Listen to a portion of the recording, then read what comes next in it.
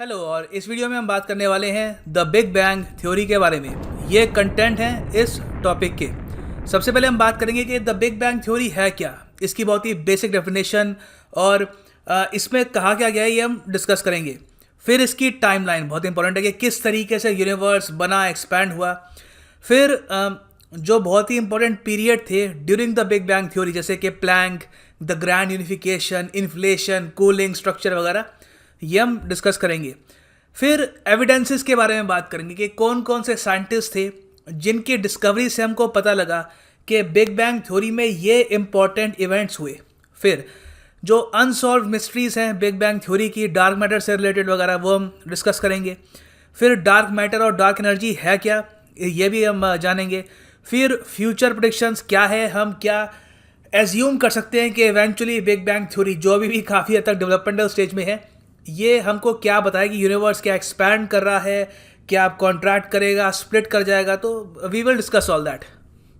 Now, जब से human beings ने कॉन्शियसनेस गेन करी है, ये खुद महसूस किया है कि वो जिंदा है, उसकी एक लाइफ है और आसपास का जो यूनिवर्स है वो ऑब्जर्व किया है, एक बहुत ही बेसिक क्वेश्चन सामने आया है कि ये सब शुरू कहाँ से हुआ। जो हम आसमान में देखते हैं, तारे हैं, हम मून को देखते हैं, सन को देखते हैं, हमें अब ये भी पता है कि सोलर सिस्टम एग्जिस्ट करता है, कॉमेट्स हैं, इसकी कुछ शुरुआत भी हुई होगी और इसका आंसर करने की कोशिश करता है द बिग बैंग थ्योरी का एनालिसिस।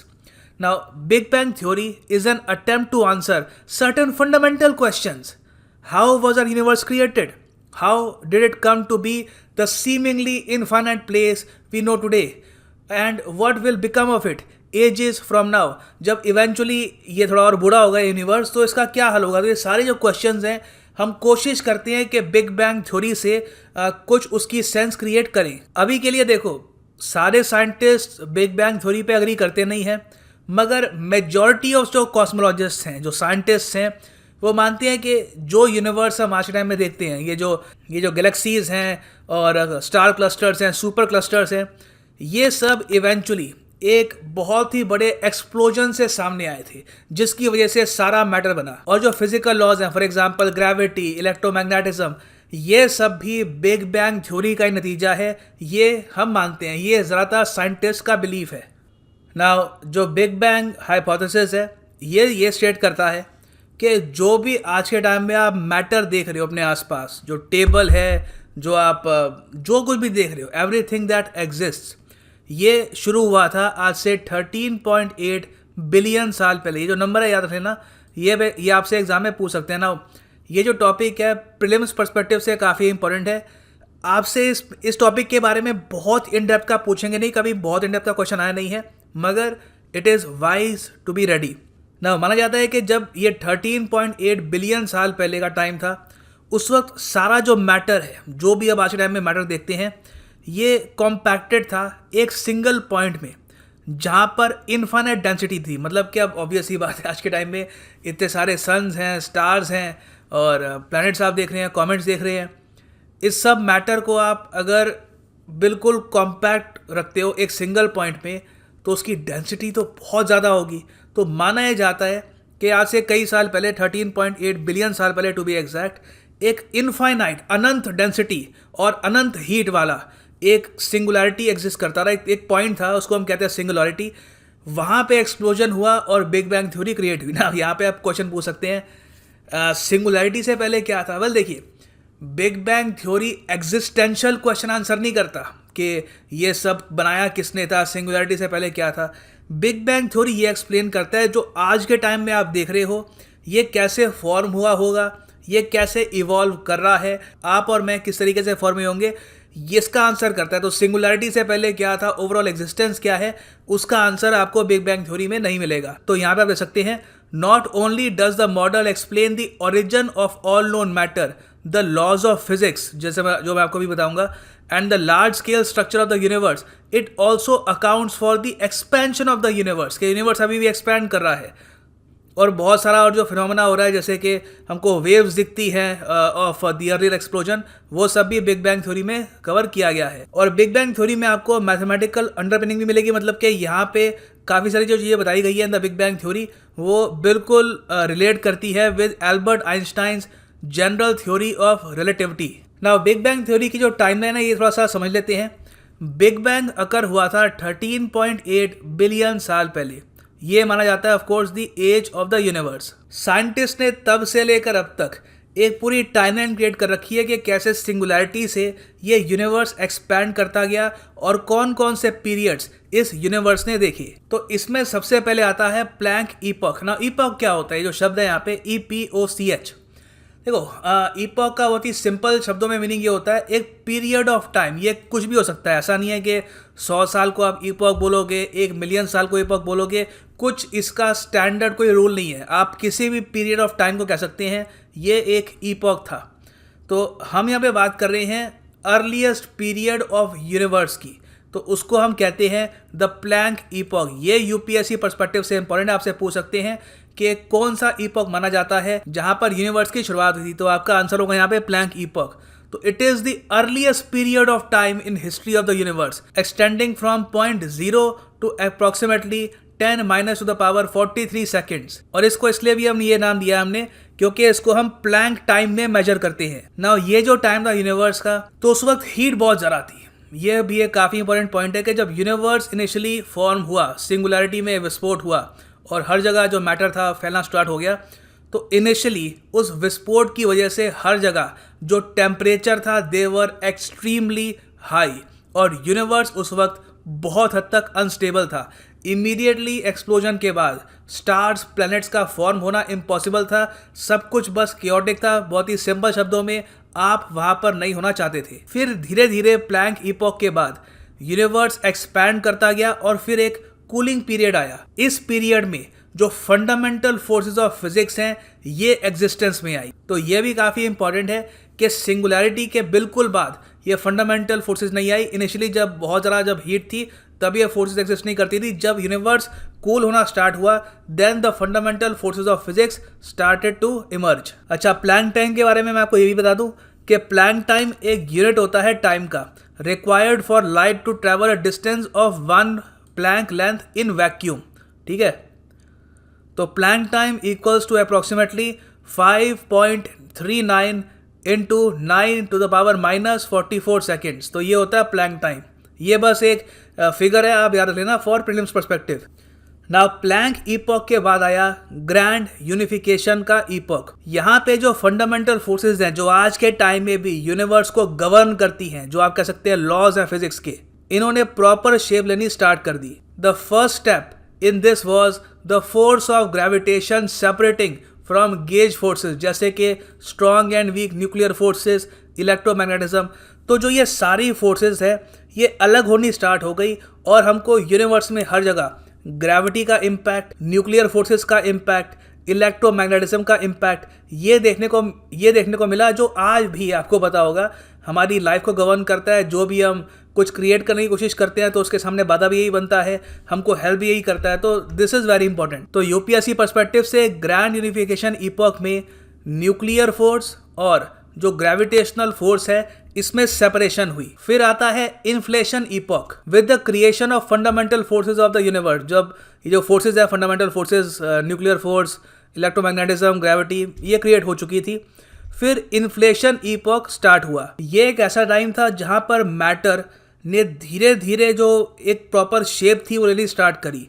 इस वक्त मैटर बहुत ज़्यादा हाई एनर्जी डेंसिटी वाला था। इस ईपॉक के बाद फाइनली आता है कूलिंग ईपॉक। इस ईपॉक में यूनिवर्स कूल होना स्टार्ट हुआ, टेम्परेचर्स काफ़ी हद तक गिर गए और जो मैटर है ये फॉर्म होना स्टार्ट हो गया। As the universe continued to decrease in density and temperature, the energy of each particle began to decrease and phase transitions continued until the fundamental forces of physics and elementary particles changed into their present form। और इसी epoch में हमको दिखी particle era, जब 4 fundamental forces were finally distinct, ordinary particles could start to form, जैसे कि atoms और जो इलेक्ट्रॉन्स होते हैं, न्यूट्रॉन्स होते हैं।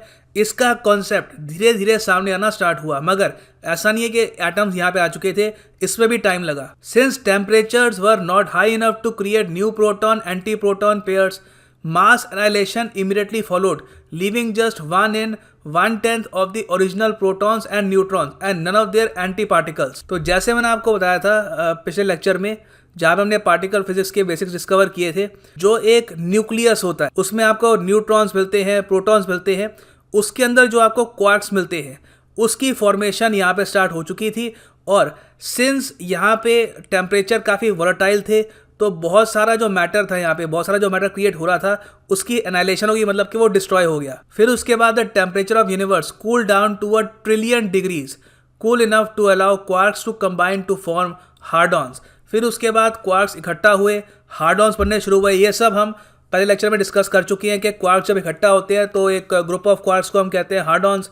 इवेंचुअली ये एक एटम का न्यूक्लियस फॉर्म करते हैं। सो इवेंचुअली कूलिंग इपॉक में क्या हुआ, universe created slightly more particles than antimatter particles, जिसकी वजह से आज के टाइम में आप देख रहे हैं कि दुनिया में एंटी मैटर और मैटर में डिफरेंस है, मैटर ज़्यादा है, एंटी मैटर कम है। फिर उसके बाद एक टाइम पीरियड आया बिग बैंग थ्योरी में न्यूक्लियोसिंथेसिस का, जहाँ पर टेम्परेचर 1 बिलियन केल्विन तक ड्रॉप हो चुके थे और उस वक्त neutrons and protons began to combine to form universe first deuterium. ये एक स्टेबल आइसोटॉप था ऑफ हाइड्रोजन और हीलियम एटम्स। तो सबसे पहले यूनिवर्स में जो एटम्स फॉर्म हुए वो हाइड्रोजन और हीलियम के थे ऑब्वियसली, तभी इनसे स्टार्स फॉर्म हुए और धीरे धीरे ये जो एटम्स हैं और इवॉल्व हुए और उसके बाद प्लैनेट्स और वेरियस और जो स्ट्रक्चर्स हैं ये बनने भी स्टार्ट हुए।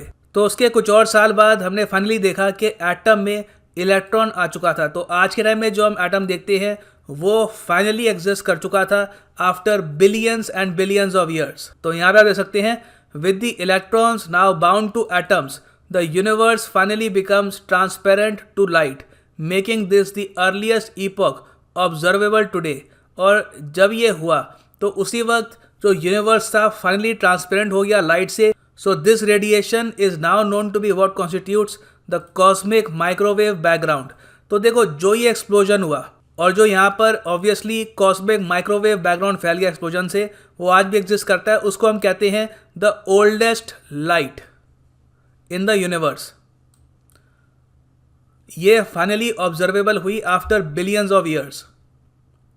ऑफ कोर्स इस वक्त ह्यूमन बीइंग कहीं से भी एग्जिस्टेंस में नहीं आए थे, ये बस यूनिवर्स में ऑब्जर्वेबल होने को रेडी हो चुकी थी। मगर ह्यूमन बीइंग्स के लिए जो ये ओल्डेस्ट लाइट थी ये विजिबल स्पेक्ट्रम में नहीं थी। अगर ह्यूमन बीइंग्स के पास स्पेशल इक्विपमेंट होता तो हम इसको व्यू कर पाते हैं, जो आज के टाइम में हम व्यू कर पा रहे हैं ना। फिर एक टाइम आता है डार्क एज और रीआयोनाइजेशन पीरियड का। ये वो पीरियड है between the formation of first atoms and formation of stars.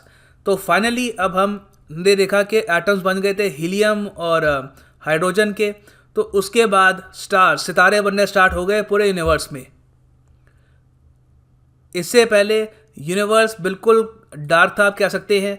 जब स्टार्स यहाँ पे बनने शुरू हुए तो light in a large scale emit होनी स्टार्ट हुई ना। जो भी मैंने आपको बताया है इसको और सिंप्लीफाई करने के लिए ये आपके सामने एक बहुत ही अच्छी फोटो है। यहाँ पे आप देख पाओगे ये सिंगुलैरिटी। उसके बाद यहाँ पे आप देखोगे फर्स्ट स्टार्स एग्जिस्टेंस में आए 400 मिलियन साल पहले। उससे पहले थी डार्क एजेस, मतलब कि कोई लाइट थी नहीं क्योंकि स्टार्स एग्जिस्ट करते नहीं थे। फिर धीरे धीरे डेवलपमेंट हुई ऑफ गैलेक्सीज की और डार्क एनर्जी एक्सेलरेट कर दी गई अपना एक्सपेंशन। और फिर आज के टाइम में जो हम यूनिवर्स देख रहे हैं जहाँ पे हमारा छोटा सा सोलर सिस्टम भी है मिल्की वे में, वो एग्जिस्ट करता है। तो इसमें देखो फाइनली मैं कहूँगा, मतलब लास्ट स्टेजेस में आया स्ट्रक्चर ईपॉक।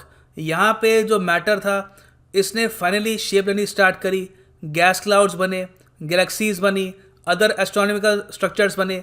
उसमें ही इवेंचुअली हमारा सोलर सिस्टम और अर्थ फॉर्म हुई। नाउ एविडेंसेस क्या हैं इसके?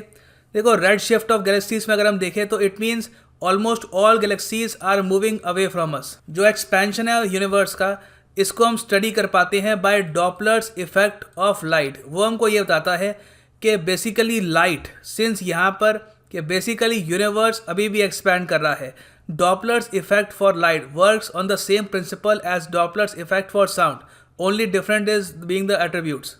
मतलब कि डॉपलर इफेक्ट ऑफ लाइट में दो फिनोमेना होते हैं, रेड शिफ्ट और ब्लू शिफ्ट। रेड शिफ्ट होता है जब लाइट का सोर्स आपसे दूर जा रहा हो, ब्लू शिफ्ट जब लाइट का सोर्स आपके पास आ रहा हो। सिंस हम ऑब्जर्व करते हैं लाइट को इन द यूनिवर्स, हमको रेड शिफ्ट दिखता है, मतलब कि यूनिवर्स आज भी एक्सपैंड कर रहा है। तो through the use of prism we observe light coming from various celestial bodies and determine the type of this shift. तो यहाँ पर आप देख पाओगे आज के टाइम में वेरियस ऑब्जर्वेटरीज हैं, हमारे पास टेलीस्कोप्स हैं, उससे हम ऑब्जर्व कर पाते हैं ये रेड शिफ्ट, और हम ये कंक्लूड कर पाते हैं कि बिल्कुल आज के टाइम में भी जो यूनिवर्स है इट इज़ एक्सपेंडिंग। फिर उसके बाद बिग बैंग न्यूक्लियर सिंथेसिस को भी हम स्टडी करते हैं। The earliest moments after big bang there was nothing more than hydrogen compressed into tiny volumes with crazy heat and pressure. The entire universe was acting like the core of a star, fusing hydrogen into helium and other elements. This is known as big bang nuclear synthesis. तो आज के time में क्या होता है कि astronomers space में observe करते हैं इन रेशियो को ऑफ हाइड्रोजन, हीलियम और कुछ और एलिमेंट्स को, उनका जो ट्रेस है वो कहाँ पर है, उससे भी हमको पता लगता है कि बिल्कुल इनिशियली जो एटम्स फॉर्म हुए थे वो हीलियम और हाइड्रोजन के ही थे, और सबसे पहले स्टार्स बने थे इन द यूनिवर्स। फिर ऑफ कोर्स जो कहते हैं सबसे पुरानी लाइट है, कॉस्मिक माइक्रोवेव बैकग्राउंड रेडिएशन, ये भी एग्जिस्ट करती है, जिसको हमने 1960s में ढूंढ निकाला था। ये 3 साइंटिस्ट ने हमारी हेल्प कर दी इसको ढूंढने में, इन्होंने ही ढूंढी थी ये लाइट। इनका नाम आपके सामने है, पीटर कापिस्ता, एलन पेंजियस और रॉबर्ट वुड्रो विल्सन। इन तीनों को नोबेल प्राइज मिला था इन फिजिक्स 1978 में for their contribution in understanding the universe. Now कुछ अनरिजॉल्व मिस्ट्री भी है of the big bang theory और जो यूनिवर्स है। It is not completely understood why there is more matter and than antimatter, कि दुनिया में मैटर ज़्यादा क्यों है, एंटी मैटर कम क्यों है, ये एसिमेट्री क्यों है, इसका रीज़न आज तक समझ नहीं आया। फिर अब डार्क मैटर क्या होता है और डार्क एनर्जी क्या है, इसका रोल क्या है यूनिवर्स में, ये भी हम समझ नहीं पाए हैं। इवन तो आपको पता होगा कि डार्क मैटर आज के टाइम में 27% है of the total universe. Actually अगर आप यहाँ पर देखो तो पूरे यूनिवर्स में अगर हम देखें तो है 68% डार्क एनर्जी, 27% है डार्क मैटर और सिर्फ 5% है नॉर्मल मैटर।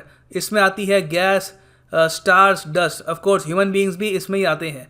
तो 95% ऑफ द यूनिवर्स है, उसके बारे में हमको ज़्यादा जानकारी है नहीं। नाउ फ्यूचर प्रेडिक्शंस क्या हो सकते हैं? देखो फ्यूचर प्रेडिक्शंस ये माना जाता है कि इवेंचुअली या तो हमारा जो यूनिवर्स है ये एक्सपैंड करता रहेगा, या तो एक यहाँ पे बिग फ्रीज भी आ सकता है, मतलब कि जो टेम्परेचर्स हैं बहुत ही ज़्यादा गिर जाए यहाँ पर। जिस तरीके से कूलिंग इफेक्ट है वो पूरे यूनिवर्स में फैल रहा है, हो सकता है कि कूलिंग इफेक्ट इतना फैले कि वो स्टार्स को भी इम्पैक्ट करना स्टार्ट कर दे। बिग रिप भी हो सकता है कि यूनिवर्स में एक रिप आ जाए, यूनिवर्स टीयर डाउन हो जाए। तो ये सब कुछ प्रेडिक्शंस ऑफर करती है बिग बैंग थ्योरी। तो यहाँ पे आप देख पाओगे इस तरीके से बिग रिप का जो कॉन्सेप्ट है काम करेगा। बिग क्रंच का मतलब कि इवेंचुअली ये जो यूनिवर्स है एक शेप ले लेगा, साइज कुछ ज़्यादा छोटा होगा, एक्सटर्नल एक्सपेंशन के बढ़ता ही रहेगा। तो अगेन बिग बैंग थ्योरी एक बस एक थ्योरी है to understand how the universe was created और आज भी ये कहाँ पे जा रहा है। So this is the end of our lecture.